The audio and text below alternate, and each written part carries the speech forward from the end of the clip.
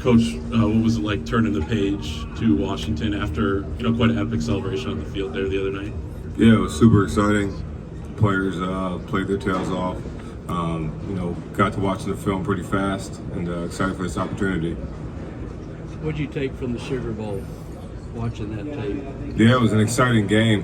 Two really good football teams on offense and defense battling out to the last second. So know that we got a great football team we got to go against, and boys are prepared this week really hard, just like they have the past couple weeks. So we're excited. What do you feel like Washington took away Xavier Worthy and A.D. Mitchell?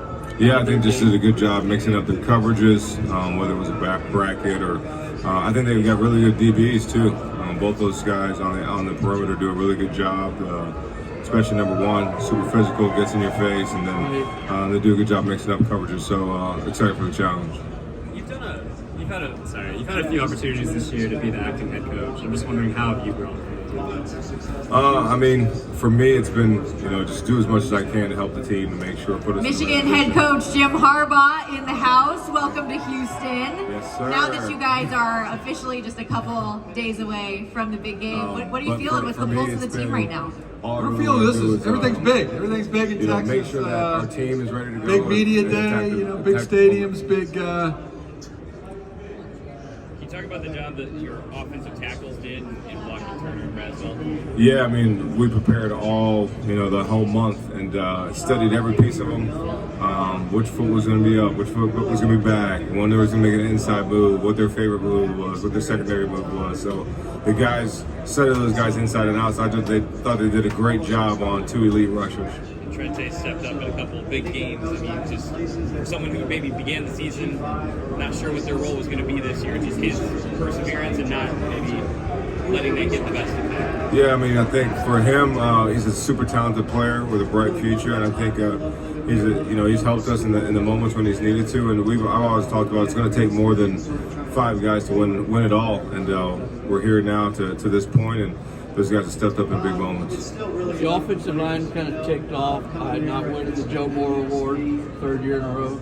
A little bit, but I think as a competitor, you want to win everything.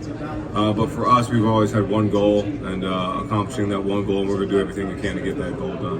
What do you think of how Washington, their offensive line handled Texas' defensive line?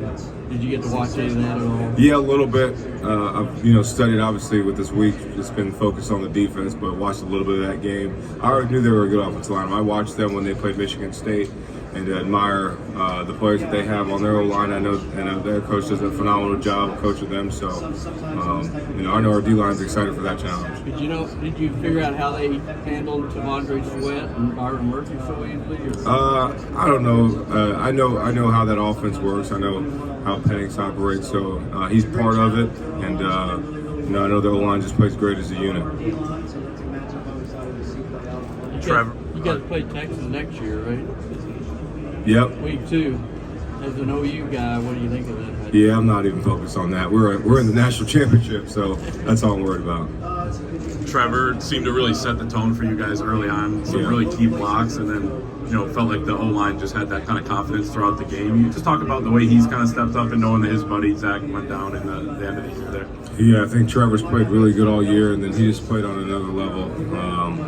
Especially these last couple games. Ohio State probably had his best game up to that, and then just stepped up every single game, and then played a heck of a game this last game. So just proud of him, proud of his progress, what he's done, and he's just put himself in a great position. How much easier does it make your job having so many seniors, fifth-year guys, especially the line or even all over the offense? Yeah, I think experience in whatever field you do is always going to make you better, especially this competitive field that we're in. So, especially for me as the O-line coach, in that perspective, relaying information, what happens on the field is a lot easier.